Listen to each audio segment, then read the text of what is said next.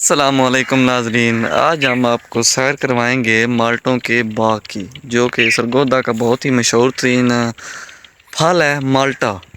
तो आइए नाजरीन, मुलाहिज़ा कीजिए सरगोदा की सौगात और पाकिस्तान का नेशनल नहीं है, बहुत ही खूबसूरत। और ये माल्टा देखें ना जनाब, बहुत ही खूबसूरत और प्यारा, जो कि इतना खूबसूरती बरकरार रखता है कि हमारी सरगोदा की जो पहचान है, सरगोदा को दरअसल शहीनों का शहर कहते हैं, लेकिन इसकी ख़ास वजूहत जो है वो असल में माल्टा इसकी पहचान है। सारा ये बाग देख रहे हैं, सारा इस वक्त जो है ना माल्टों से भरा हुआ है।